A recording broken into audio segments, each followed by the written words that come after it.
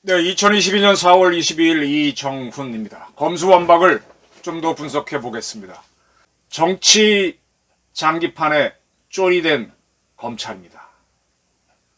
장기를 뚫을 때 병이나 졸 쉽게 죽이죠. 뭐 승리할 수만 있다면 포도, 차도 죽이는데 쫄병이야 뭐 얼마든지 죽이죠. 박병석 중재안을 여야가 받아들였습니다. 이걸 보면서 저는 때법이 통했구나. 때를 쓰면 통하는구나. 고성불패, 목소리가 크면은 결국 자기가 원하는 대로 끌고 가는구나. 이렇게 봤습니다. 고성불패는 누구냐? 민주당 강경파죠. 때법은 누구냐? 민주당 강경파죠. 그들이 목소리를, 그 절대다수를 갖고 소리를 질러대니까 결국은 통한다. 그리고 그 통하는 과정에서 쫄이된 거는 대한민국 검찰이다. 이런 얘기입니다. 왜 국민의힘에서 이 박병석 중재안을 수용했느냐 궁금해합니다. 지금 국민의힘은 박병석 국회의장이 중재안을 내놨다라고 한때로부터 1시간 만에 받아들이겠다라고 발표를 했습니다. 민주당보다 훨씬 빨랐습니다.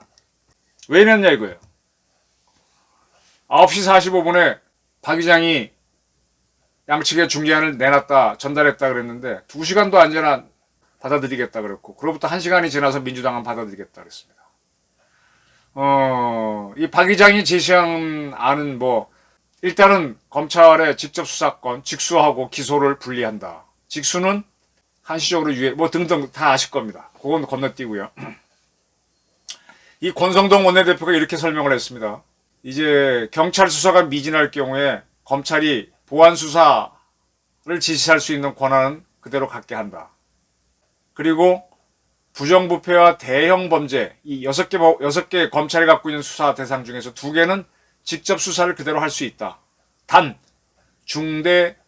중수청이 만들어지기 전까지는. 중수청이 만들어지면 이것도 넘어가죠. 그때부터는 이제 검찰은 기소권만 갖고 경찰 수사가 미진한 경우 수사를 더하라는 보완 수사만 할 수 있는 그런 권한만 갖게 되는 겁니다.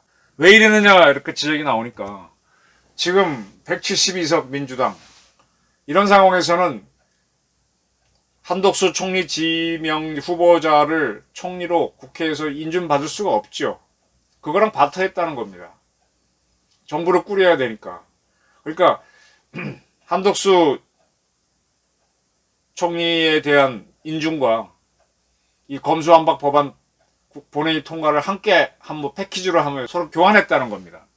그리고 이제 윤석열 정부에서는 통일부가 여성가족부를 없애고 이런 거 등등 정부 조직을 바꿔야 되는데 그런 법도 민주당이 동의 안 해주면 못 바꾸니까 그거랑 같이 바터하기로 했다. 그런 겁니다. 정리를 좀 해보겠습니다. 그러면 이 박병석 중재안이라는 게 뭐냐? 현재 검찰은 6개 분야에만 수사할 수 있도록 한정돼 있죠. 모든 분야를 수사하던 데에서.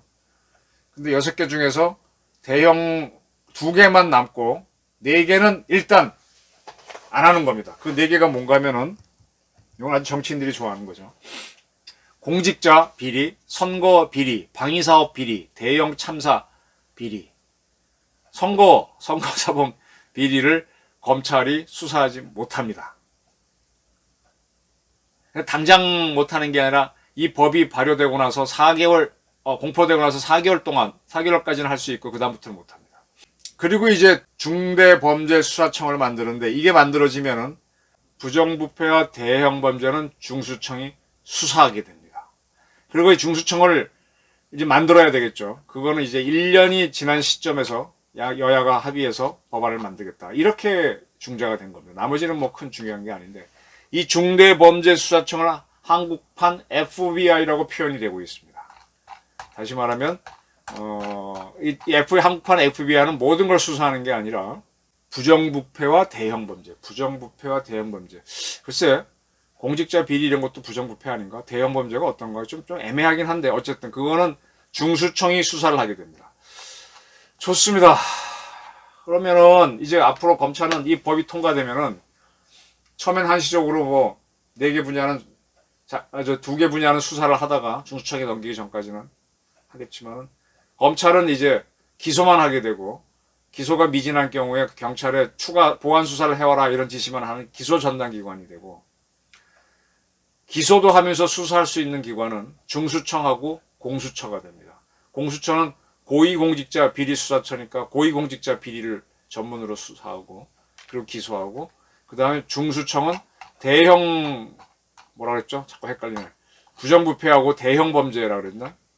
대형 범죄만 수사해서 기소하는 거가 됩니다. 그런데 여기서 궁금한 거는 지금 현재 우리나라에서는 판사하고 검사만 있거든요. 그러면 공수처에 근무하는 사람도 검사, 검찰청에 있는 사람도 검사, 중대범죄수사청에 있는 사람도 검사일 겁니다. 근데 검사의 책무를 이제 규정할 텐데 그 책무가 수사를 못한다라고 하게 되면 그 법에 따라 형사소송법에 그렇게 해놓으면 공수처 검사도 중수청 검사도 수사를 하지 못하게 되는 거죠. 이걸 어떻게 정리할 거냐가 좀 굉장히 궁금합니다. 그죠? 검사의 책무에서 뭐 기소만 한다라고 하게 돼 있으면 공수처 검사나 중수청 검사도 기소만 해야죠. 그죠? 그럼 이걸 피하려면 공수처 검사하고 중수청의 검사는 검사가 아닌 다른 이름을 만들어야 되겠죠. 그래서 뭐가 좋을까요? 판사 검사가 있으니까는 판사 검사 뭐라고 하나? 수사를 하니까 수사라고 이름을 바꿀까요?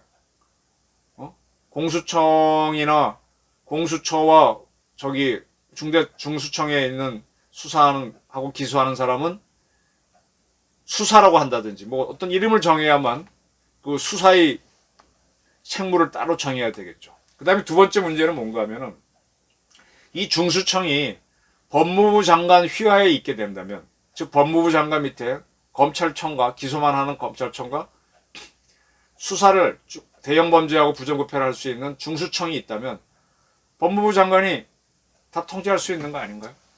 그러니까 이제 검찰은 약해질 뿐이지만은 또 수사하고 싶은 사람들은 중수청으로 와갖고 수사를 하면 돼요. 그 다음에 법무부 장관은 또 상설특검법을 집행할 수 있으니까 자기가 원하는 수사가 있으면은 특검 만들어 수사하면 됩니다. 그럼 이제 검찰에 있는 검사들만 재미가 없어지겠지. 그 전에 제가 검사들을 취재해 보면은 검사들이 기소보다가도 수사에 훨씬 흥미를 느낍니다. 어떤 경우에는 대형 사건 같은 경우는 총 차고 나갈 때 아주 그 희열을 느낀다고 표현하는 검사들이 있었는데 그래서 우리 검사들이 연수갈 때도 과거에 미국 연방검찰에 가는 게 아니라 FBI 경찰에 가서 연수받고 온 경우가 많았어요. 수사가 재밌는 거죠. 이 수사권 다툼이 검경 간에 있다가 이 검찰에 있는 걸 뺏는 겁니다. 너는 기소만 해라. 근데 수사 지휘권이 있는데 지휘권도 이제 통제를 하는 쪽으로 가는 거죠.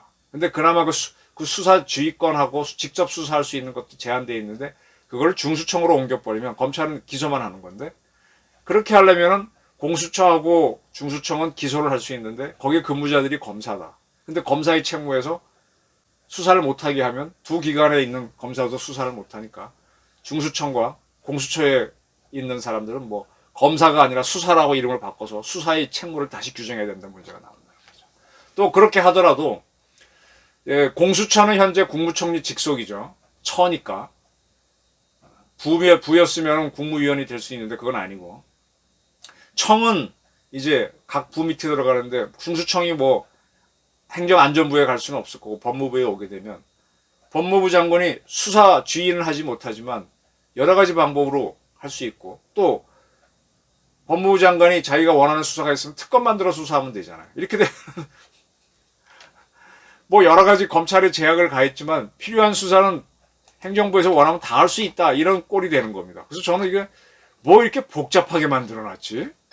굉장히 복잡하게 만들어놓고 결국은 행정부가 하고 싶은 대로 다 할 수 있는 대로 해놓은 거 아니야? 이런 생각이 좀 많이 들어요. 그럼 이제 앞으로 문제가 뭐냐? 지금까지 검찰에 와서 근무하고 있는 검사들은 내가 사법시험 봐가지고 공부 잘하면 판사, 두 번째 검사 뭐 그렇게 와서 나름대로 열심히 일해왔는데 그 수사 재미로 했는데 수사 못하고 수사 지휘권도 박탈당하면 보안 수사만 겨우 지시하는 정도면은 그러면 이제 검찰은 분노하는 거죠. 그것 때문에 검찰총장, 고검장 전원 지금 사퇴하는 그런 사태가 벌어지는 거죠. 이건 뭐 후배들에 대한 볼 낯이 없는 거죠. 중수청을 만들어지면 앞으로 이제 여야가 신정부 출범 이후에 만들겠지만 만든다고 하면 수사하고 싶은 사람 다 글로 옮겨가면 검찰청은 껍데기가 되는 거죠. 자, 이렇게 그게 뭐냐면요. 제가 이렇게 조직생활을 하다 보니까 뭔가 막 실권을 잡고 싶은 사람들이 권력을 잡으면은 갑자기 막 사무실을 뜯고 옮기고 뭐 조직 개편을 해버려요. 조직 개편해서 시너지가 나서 더 잘 되느냐? 그것도 아니에요. 정신없게 만들어갖고 자기가 권력을 쥐는 방법이 있더라고요. 뭐 경영학에도 그런 방법이 하나가 있던데 이걸로 보입니다. 국가 권력은 이렇게 하나 저렇게 하나 변한 게 없어요. 행정부가 법무부 장관을 통해서 특검을 통해서 여러 가지 자기 원하는 수사는 다 할 수 있습니다. 중수청에서도 할 수도 있고. 근데 법무부 장관하고 검찰이 정치 중립이 안 되면 아무 의미가 없는 거거든요. 복잡하게 만들었습니다. 이걸 내민 민주당을 보면서 박병석을 보면서 참 야합을 하는구나. 또 국힘당은 일단 이걸 동의해 주는 모양으로 해갖고 자기네 정부를 출범시키겠다 뭐 그런 의지인 것 같은데 결국은 뭡니까? 대한민국 검찰이 공부 열심히 하고 들어갔는데 정치 흥정에 쫄이 됐습니다. 그리고 그건 다시 얘기하면 그 검찰을 두려워하는 세력이 엄청 많다는 거죠. 특히 민주주의를 추진했다고 하는 민주당에 그 자들의 농간에 검찰은 쫄이 됐습니다. 이때쯤 되게 되면 검찰에 있는 검사들이 머리싸매고 나와서 강하게 시위를 해야 될 겁니다. 한 2,000명 되는 검사들이. 아니면 나만 살겠다고 중수청 만들 때 다 떠나가면 검찰은 껍데기 남고 이류 검사들만 검찰청에 남는 그런 꼴이 되겠네요. 야, 정치가 우리 형사소송법 근간을 흔들었습니다. 일단 고위 간부들이 사표로서 항의를 했는데 그걸 어떻게 보면 못 막은 거에 대한 부끄러움 때문에 나가는 거고 청문회 꿈을 안고 들어왔던 검사들이 어떻게 행동할지 참 궁금해집니다. 언론은 사기업이기 때문에 손을 못 대는 면이 있는데 검찰은 손을 대네요. 참 왜 검찰이 장기판에 쫄이 돼서 이렇게 흥정이 대사게 됐는지 검사들도 한번 생각해 보시기 바랍니다. 진짜 국민한테 존경을 받는 조직이었으면 살아남을 거고 정치판에 쫄이나 돼야 되는 정치판의 말이었다면 그런 꼴이 되겠네요. 이거는 분명히 잘못된 개혁이지만 검사들의 분노가 필요합니다. 저의 이정훈의 판단이었습니다. 경청해 주셔서 감사합니다.